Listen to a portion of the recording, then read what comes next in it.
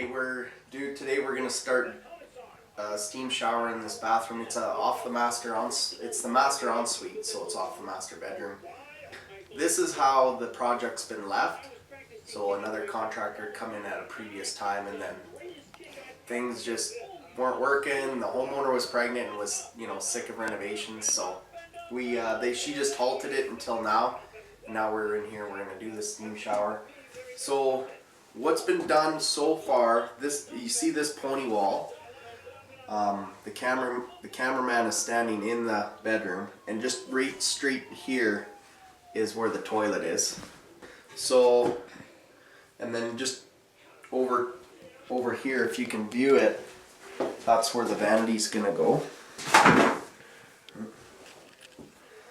So that's where the vanity's going. To the left of that's the closet. All the underlay's already been nailed and fastened down, and it's nice and solid.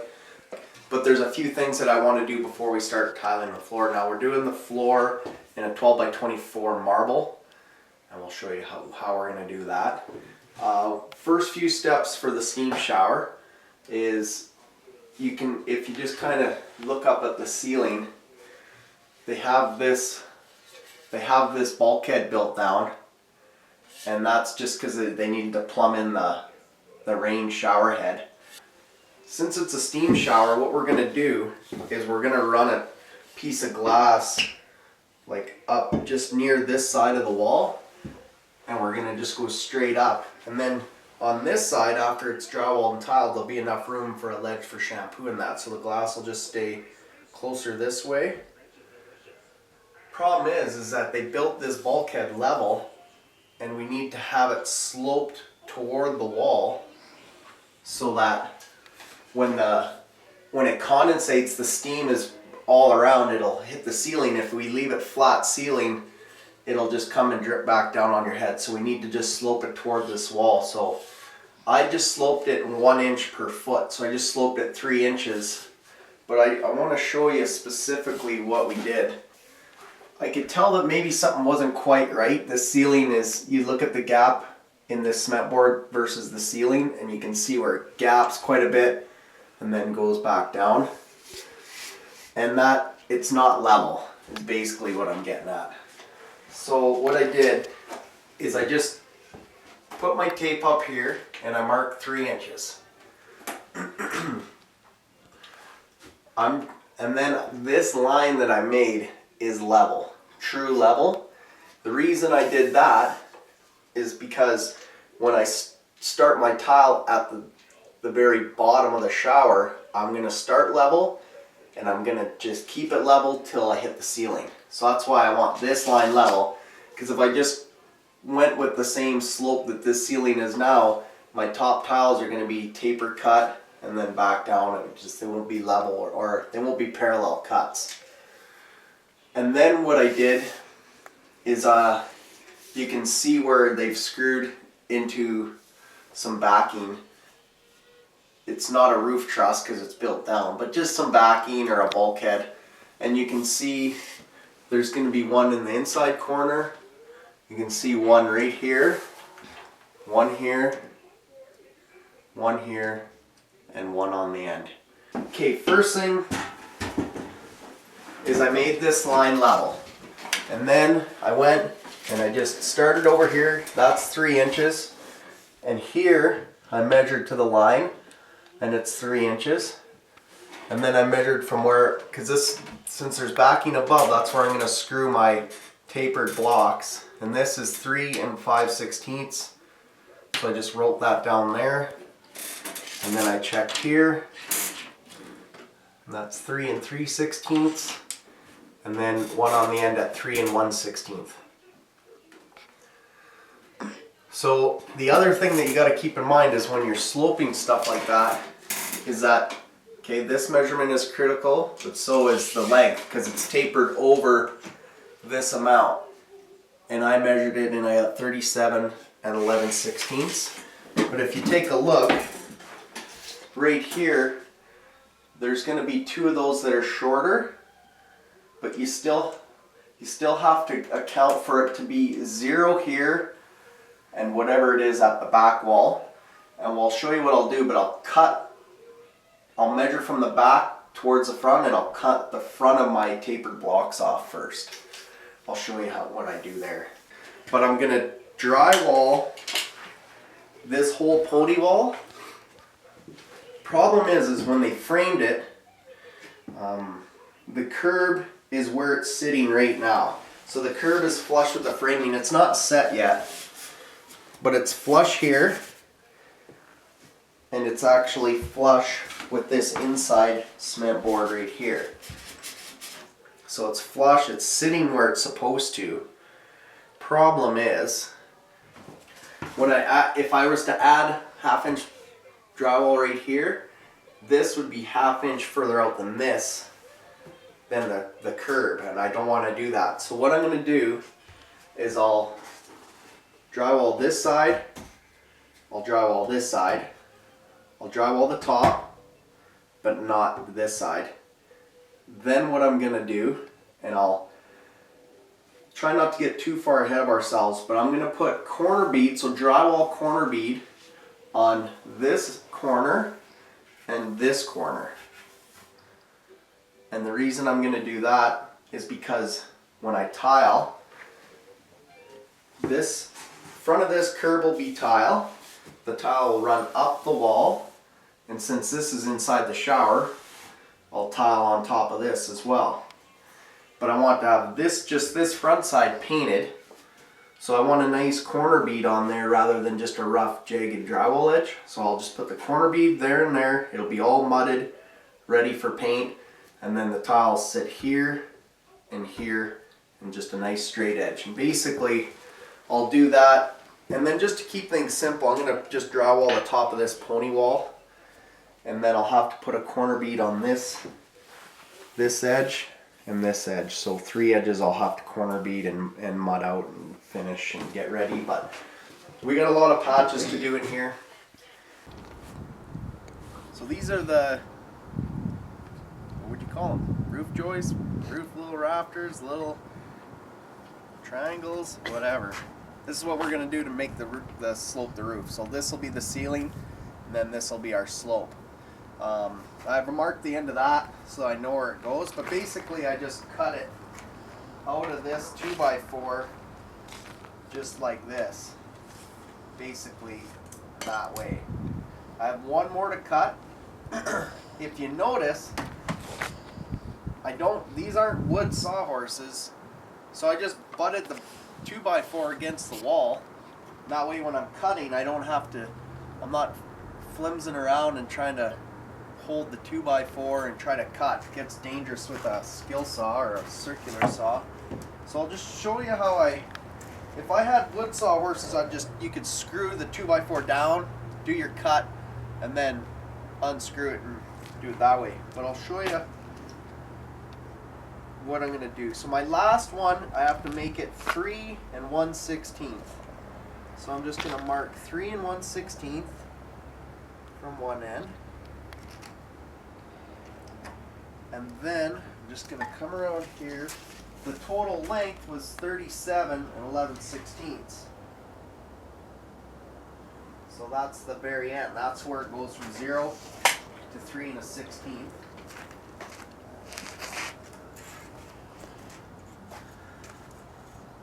So I'll just do this.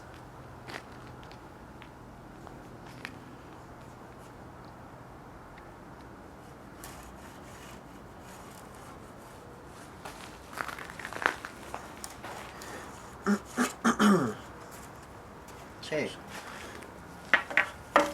So yeah, you can see that. This is the piece I'm keeping, so I'll put a check mark there, and this is the X, and I'll make a tick on this side. I'll do it in a couple spots so I don't forget, but this is the side. I want to just cut the pencil line off and have the blade on the tick side of the line. I don't want to cut on the other side. I just want to cut the line off, and that's it. I don't want to overgo it. Anywho, so it's pretty good. I'm just going to saw up to here. I'll stop, I'll pull the sawhorse back, and then I'll just continue my cut.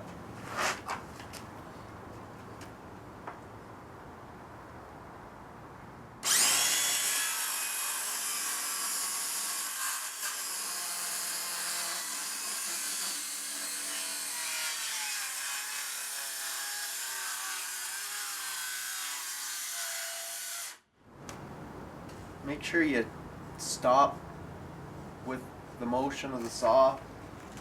Just stop, move it, and then get back to it. You just don't want to have the chance of putting your hand underneath while you're cutting.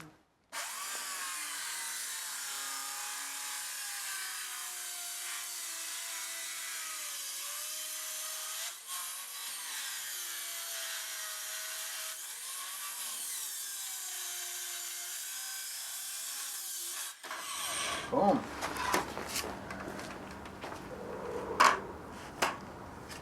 And then so it'll sit like this. This will be the last one, so I'll just mark 3 and 1/16. And so that's just one way to cut. Just sometimes I find that it's hard to cut pieces of wood if you're doing fancy cuts or ripping, you're not using a table saw. Just try to find a way to do it so it's stable and safe. And just by butting it against the wall, I was able to cut it. It didn't flop around. I did a good cut, and it wasn't risking my fingers. So we'll just move back upstairs. We'll throw some of these up, and I'll. Okay, got my wedges cut. Now I'll show you why. So this is how it's going to sit on the wall. I'm going to show you why I cut the front off and not the back for these first couple. Because if you hold this up, and hopefully I'm not in the way, you can see, now this is the first one. Can you see that? I'm going to cut the front off because this is going to be, let's say that's the angle that the drywall is going to take. So when I re-drywall this, that's the angle. So that's why I want to cut this part off for the first two.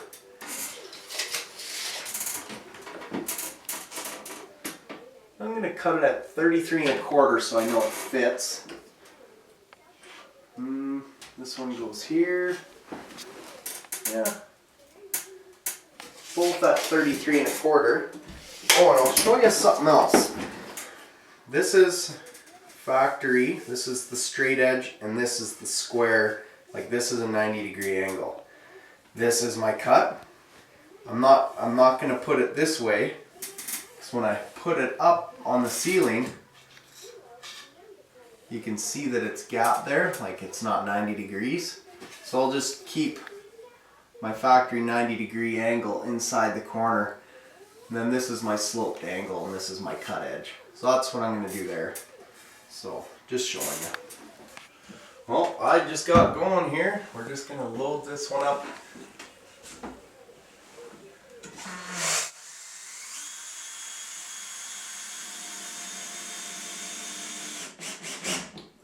Okay. Part of the reason I've been wearing my hoodie is so I could have a pocket without putting my tool belt on. I don't know if that's just plain lazy or what. What I'm going to do is I'm going to kind of just angling my screw a little bit so I'm not going straight up in the wood. Sometimes it just reduces the chance of it splitting.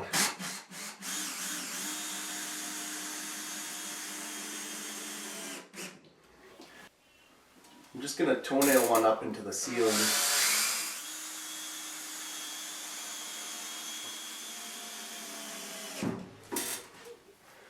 Okay, that's that. And then I'm just going to measure so that all these are parallel. And I know that that's the center. So I'm going to go 11 inches to the outside. X marks the spot. And then I'm going to go,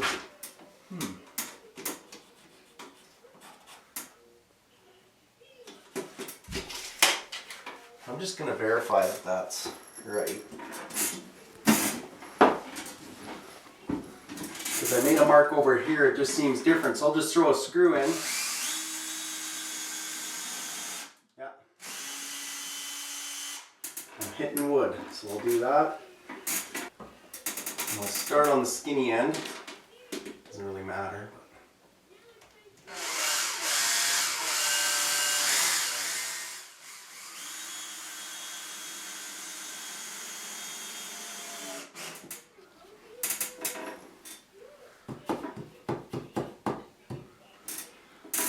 Now, if you look close, 3-inch screws won't go in and through the drywall and into my backing, so I'm just going to toe nail one from each side. But in the middle, I can still get one more right here.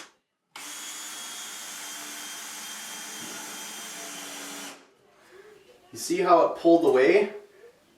What I'm going to do is I'm going to back my screw out, and then it touches the drywall again. Sink it up. Sometimes if they don't, it might not suck the wood fully tight if it's pulled away and you try to drive it all the way through and get it to go tight. Call it a toe screw if you want. And you want to go about 1 inch down and then at a 45 degree. Sometimes you got to start it more square and then adjust your angle. Perfect. Okay, I'm just going to land the rest. You probably don't need to see how that goes. Okay, I got those angle pieces up. I'm just going to measure this for drywall. Something to keep in mind. We're doing this more on a, well, let's just look at the ceiling and I'll describe what I'm doing. Is you can see now that that's clearly angle cut. So when the glass comes up, it will be an angle cut piece of glass. But we figured that the other option to do is to build like a little mini wall, probably 3.5 inches, build it down, probably about to there, fully level, all the way across, and then all the way that way. And then you could have the slope inside of that little, like those 2 little mini walls, right? If you, for lack of a better term. So basically it'd be like having a curve, like let's just say for example, this is up on the ceiling and it's level. You don't see the slope of the ceiling. Problem with something like that is it takes more time, because now you either have to drywall and mud this side, you have to tile this side for sure, you have to tile the inside, and then all the rest. It's a lot more time, and we just want to get this job done. We figure what we'll save in time and tile and messing around, we can afford to put into maybe an extra 100 or 200 into glass, because the glass will be a little more custom.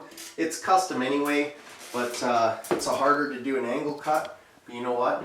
I think it's better in the long run, and you know, the homeowner is okay with that the way it is.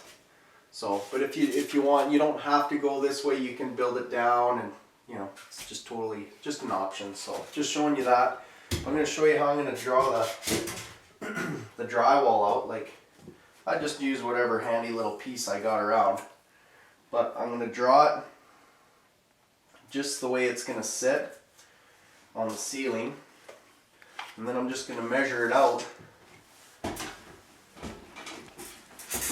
The reason I put these 2x4s flush with that is so look, I'm going to tile the front of this so I can just run my drywall to here, and then I don't have to mud and tape the corner. I'm just going to tile the ceiling and then just tile it straight up to the roof, and that saves me time, because mud and taping, you know, that takes a lot of time.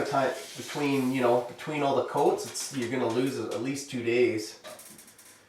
So we have 67 3/16, and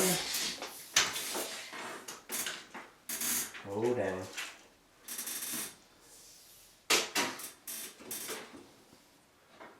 Now that's 67. What I'm going to do is I'm actually going to cut it to 68.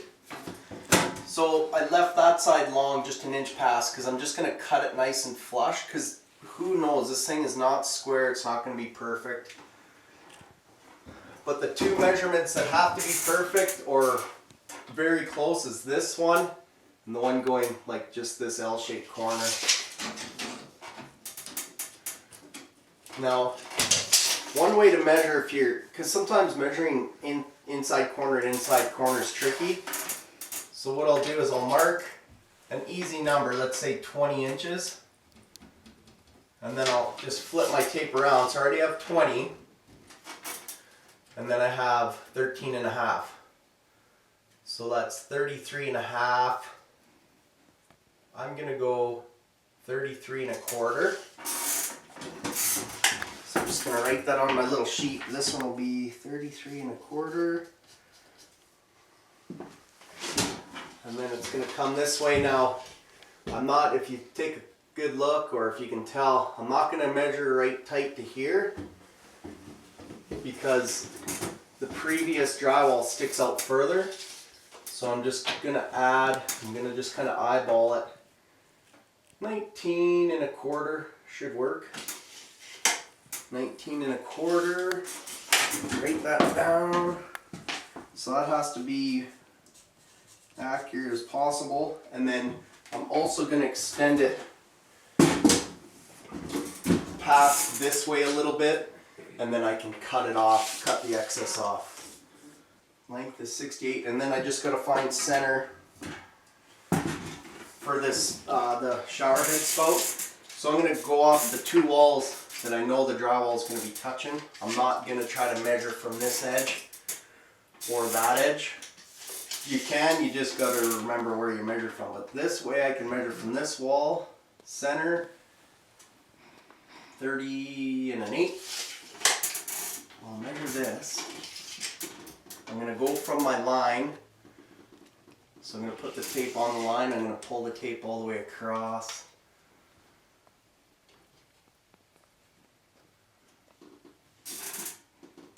I'm going to go 17 5/8. 17. Yeah, 17 and 11.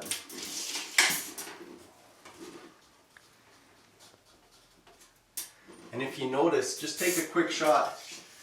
You know how along this wall, now if I threw a level across there, it'd be level. So it's the very end of this line is 3, 3, 3 and 5/16, 3 and 3/16, and 3 and a 16th. But if just zoom across there, and they're all very close to that line, if not touching it. So now I know that ceiling is level, and it'll just help with the whole tile process. This is the shape that I want my piece of drywall to be. And I haven't cut the angle or the square out yet. I just want it square for now, or rectangular. But when I put it up, this is looking down on the drywall. And I'll show you, if you do it laid out the wrong way, you're going to end up putting it on upside down. So this is my piece of drywall. This is the top side. The brown side is the top. And obviously this blue side is what you'll see after it's on.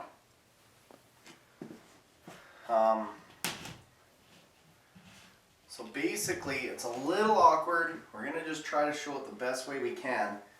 But when this goes up, it's just going to go up onto the ceiling. So this corner right here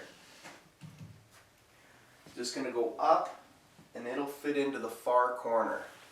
So it's going to go right here. So I'll show you. I'm going to measure from there, and I'm going to go 33 and a quarter. So right here, I'm going to go 33 and a quarter, bang. And then I have to come back, you know, about that much. So I'll go 33 and a quarter again. And then I'll go over, yeah, that one was 19 and a half. So it's a little awkward, but 19 and a half, 19 and a half. Don't measure with your shirt in there. So this piece is going to go. And then remember where my spout is 30 and an 8. And I measured from that end wall, so 30 and an 8. I just guessed where to put it. Ooh, dang. I think that's 17 and 11, but I'll double check. Yep. 17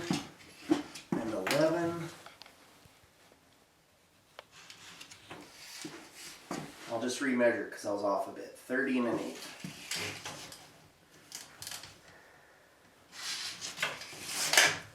So I'm going to cut this and then we'll shoot again. I'll just show you with this corner gone it'll fit and it'll just slide up the way it is and we should be good. I just wanted to let you know a little tip. I marked on the end here where each of my little wedge was. So here, here, and then on the inside I just marked it on the wall.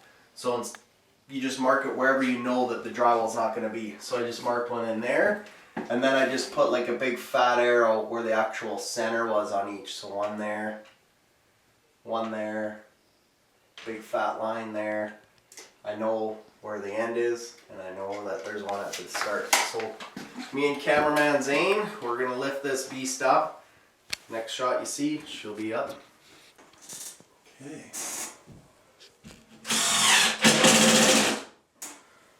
And I'm just going to try to eyeball this till my line down there.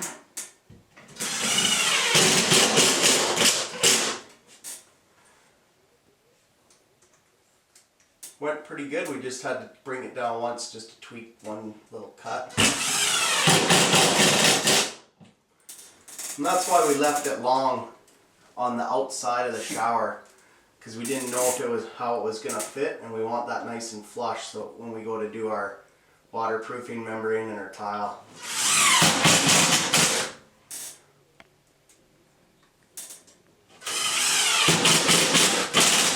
So I'm gonna just show you a little trick. Hopefully I can get enough height just on this one side, but when you leave it long, I'm just gonna take my knife and just run it along this 2x4 wedge that I built.